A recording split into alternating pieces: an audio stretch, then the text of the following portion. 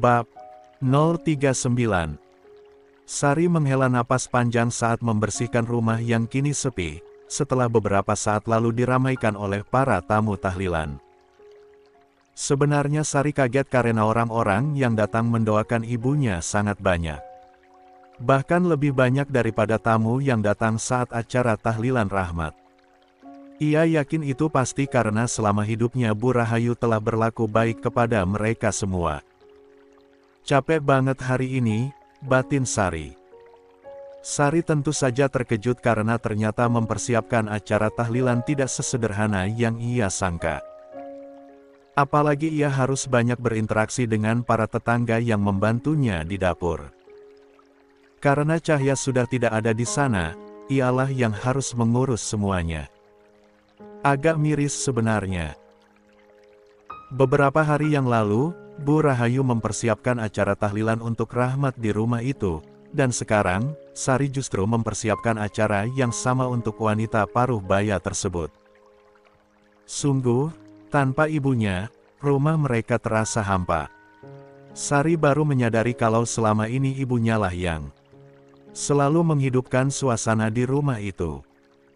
Sampai sekarang, Sari masih tidak menyangka ibunya tiada dengan cara yang masih tak bisa diterima nalarnya. Padahal sebelumnya ibunya sehat-sehat saja, meskipun memang lebih kurus semenjak rahmat dikabarkan gugur. Sari mendadak gusar. Kini semua orang telah pergi. Itu artinya ia dan Andi yang harus mengurus rumah nan lumayan besar itu. Ia juga harus mempersiapkan acara tahlilan lagi di hari ke-7 kematian ibunya. Hanya saja, Sari sedikit lega karena sudah mengusir Cahya, wanita yang sejak awal kehadirannya memang mengusik ketenangan Sari. Bukan karena Sari tidak menyukai Cahya menikah dengan Rahmat, melainkan karena istri kakaknya itu selalu berhasil membuat Andi memberikan perhatian kepadanya.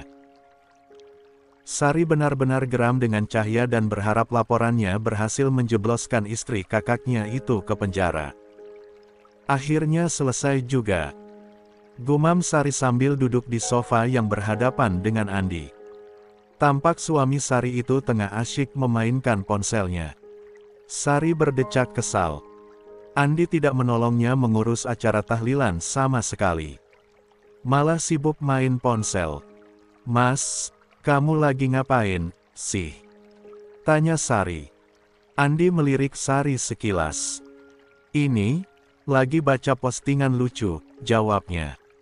Sari menghela napas gusar. Raut wajahnya tiba-tiba cemas, teringat Andi adalah satu-satunya saksi atas kematian ibunya. "Mas, aku mau tanya serius." "Iya, tanya apa?" balas Andi yang tetap sibuk memandangi ponselnya. "Apa benar kamu dengar Kak Cahya cekcok sama ibu di tangga?" Andi tampak tidak nyaman dengan pertanyaan tersebut. "Iya," jawabnya singkat. "Masa iya, sih, Mas? Kenapa juga aku harus bohong?" jawab Andi santai. "Selama ini kan kamu perhatian banget sama Cahya." "Loh, itu nggak bisa dijadikan alasan buat nutupin kenyataan, dong, sayang." "Yah, jujur, sebenarnya aku nggak mau ngomong, tapi karena kenyataannya gitu, aku juga nggak mungkin ngasih keterangan palsu, kan?" Andi semakin lihai memainkan kata-kata. Sari tampak bimbang, teringat semua interaksi antara Cahya dan ibunya. Kedua orang tersebut selama ini tampak saling menyayangi dan saling perhatian satu sama lain. Bagaimana mungkin Cahya tiba-tiba menghabisi Bu Rahayu? Apa tujuan wanita tersebut? "Tapi, Mas, kamu tahu sendiri kan kalau selama ini ibu sama Cahya akur banget. Jadi apa dong motivasi tuh perempuan ngejahatin ibu?" tanya Sari sedikit sangsi. Kalau kemarin ia percaya-percaya saja, sekarang Sari malah jadi kepikiran. Mungkin karena emosinya yang sudah mulai dingin. Andi meneguk ludah. Semakin tidak nyaman membahas hal itu. Namun, ini juga waktu yang tepat untuk kembali mengkambing hitamkan Cahya. Jadi ia membalas perkataan Sari. Aku rasa, kayaknya waktu itu Kak Cahya datangin ibu karena pengen nanyain soal warisan dari Kak Rahmat. Apalagi sekarang kan Kak Rahmat udah enggak ada, jadi rumah ini otomatis harusnya diwariskan ke kamu. Mungkin itu yang bikin Kak Cahya nggak terima dan akhirnya dia cekcok sama ibu. Walaupun jawaban Andi hanyalah berdasarkan dugaan, Sari tetap terbakar emosi dan mengepalkan tangannya sambil membayangkan dirinya menghajar Cahya habis-habisan. Ia percaya dengan ucapan Andi tanpa berpikiran buruk kepada sang suami. Gitu? Ya, Mas. Iya. Apalagi kamu tahu sendiri kalau Kak Cahya itu lagi hamil anaknya Kak Rahmat, kan? Dia mikirnya pasti nggak rela kalau nggak kebagian harta, atau cuma kebagian dikit karena waktu itu ibu masih hidup. Jadi mungkin dia pengen ngurangin orang yang berhak dapat warisan, dan yang apes kebetulan ibu. Sari melotot kaget. Semakin Andi berasumsi, semakin kuat kebenciannya kepada Cahya. Aku pernah dengar sih dulu katanya si Cahya itu nikah sama Kak Rahmat karena uang. Rupanya tuh orang masih tetap jadi perempuan tamak, geramnya dengan mata nyalang. Andi tersenyum puas. Sari sepertinya sudah 100% percaya dengannya. Nah, iya, kan? Jadi wajar aja kalau hari itu dia ngeributin masalah warisan sama ibu. Dia kan enggak kerja. Masih kuliah. Terus sekarang lagi hamil pula. Kalau enggak ngarepin harta Kak Rahmat, gimana mau biayain anaknya? Katanya semakin bersemangat menambahkan bensin dalam api kemarahan Sari. Sari yang termakan omongan Andi langsung menggelengkan kepalanya dengan geram. Enak aja. Sampai kapanpun aku nggak bakal pernah ngasih warisan apapun buat perempuan itu. Yang boleh dikasih ya cuma anaknya. Sebenci apapun Sari kepada Cahya, ia tetap saja memikirkan calon keponakannya yang berada di kandungan Cahya. Hanya anak itulah peninggalan hidup dari kakaknya, Rahmat. Yang artinya satu-satunya keluarga yang ia punya. Maksud kamu gimana, sayang? Tanya Andi kaget sekaligus tak terima.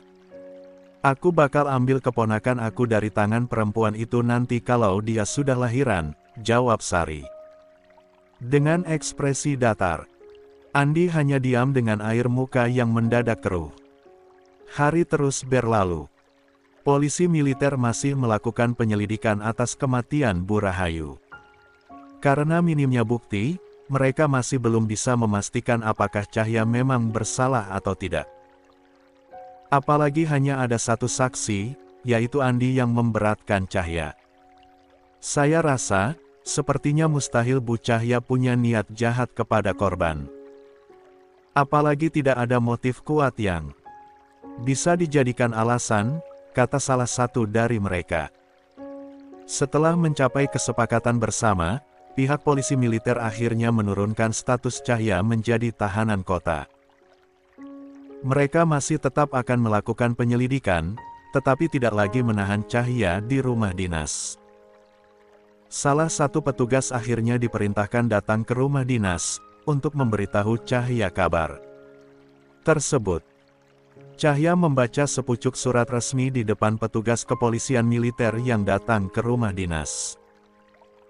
Isinya menyatakan kalau penyelidikan atas kematian Bu Rahayu masih berlangsung, tetapi Cahya telah berubah status menjadi tahanan kota.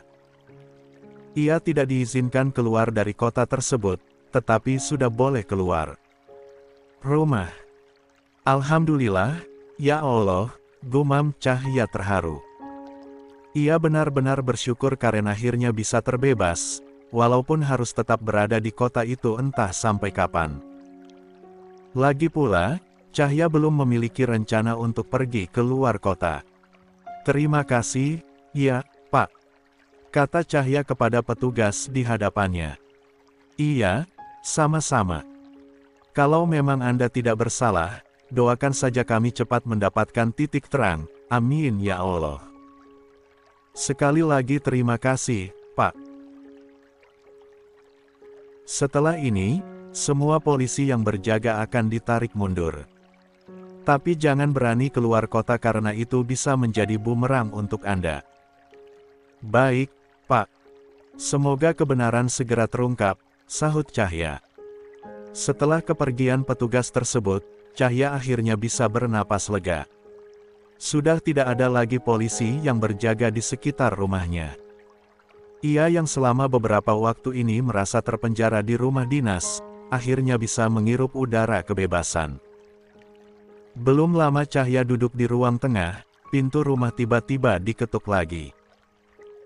Cahya mendadak cemas, apakah ada lagi polisi yang datang?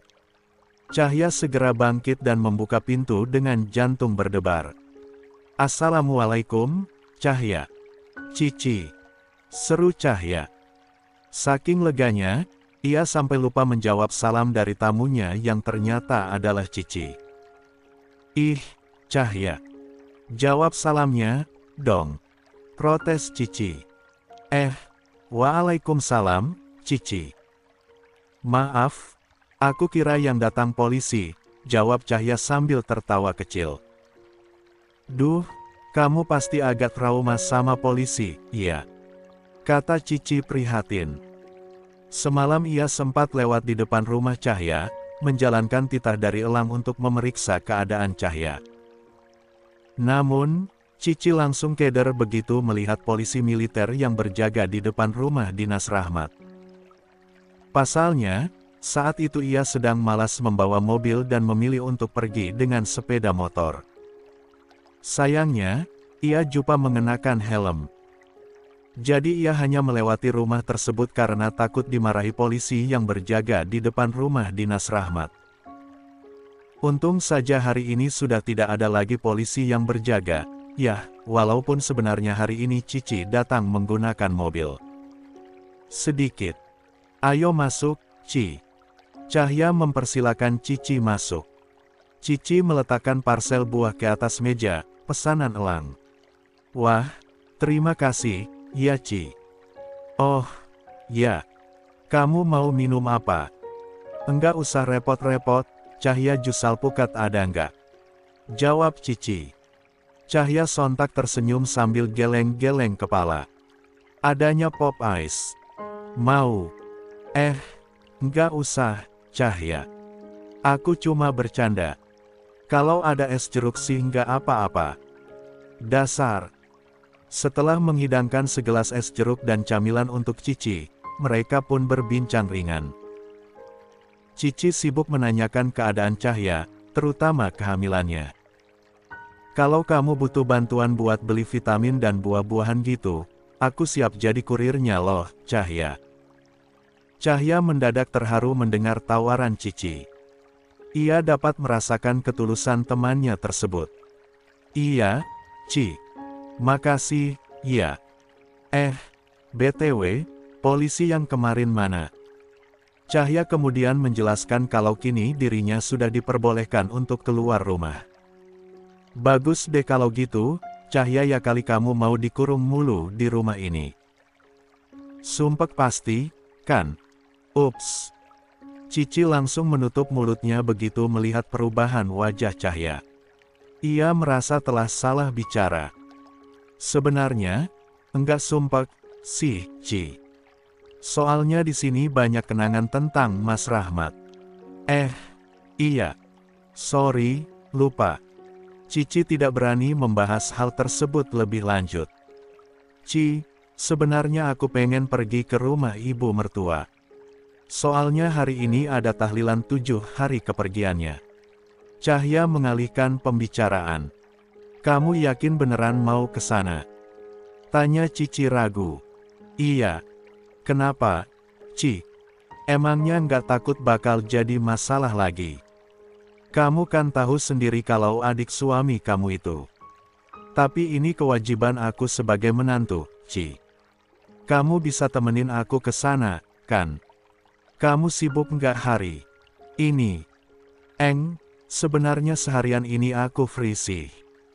Tapi, Cahya, aku khawatir kalau sampai terjadi apa-apa sama kamu di sana, aku nggak mungkin absen lagi, Ci." Aku pengen ikut doain ibu. Cici akhirnya pasrah mengikuti kemauan Cahya. Walaupun tetap ada secuil keraguan di hatinya. Alhasil, Cici menemani Cahya sampai sore menjelang. Sebenarnya Cahya sudah menawarkan agar Cici beristirahat di kamarnya, tetapi Cici menolak. Ia tetap ingin menghargai privasi Cahya yang notabene-nya adalah istri orang tersebut. Yah, walaupun yang mereka tahu Rahmat sudah gugur di negara orang. Cahya akhirnya mengajak Cici berbaring di karpet berbulu tebal dan beristirahat di sana. Sehabis asyar, barulah Cahya bersiap-siap untuk pergi ke rumah mendiang Bu Rahayu. "Kamu enggak mandi dulu, Ci?" tanya Cahya. "Enggak usah deh, Cahya masih cantik gini kok," jawab Cici. Cahya tertawa kecil. Harus diakuinya, ia sangat bersyukur bisa mengenal Cici. Gadis itu tampaknya sangat tulus berteman dengannya.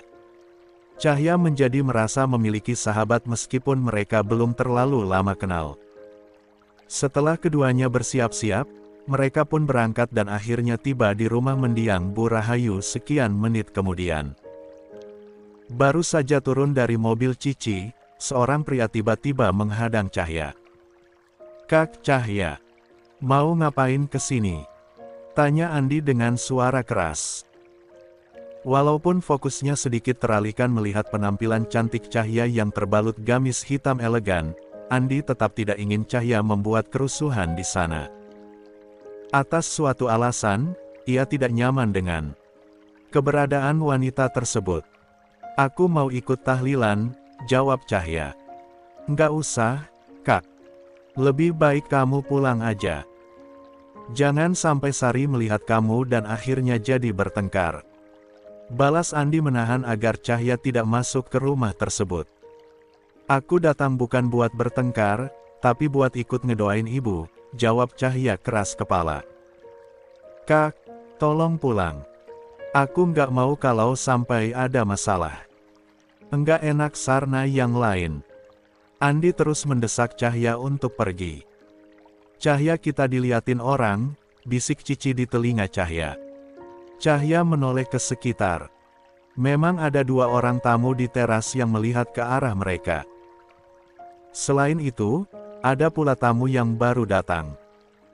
Namun, bukankah Cahya datang bukan untuk membuat masalah di sana?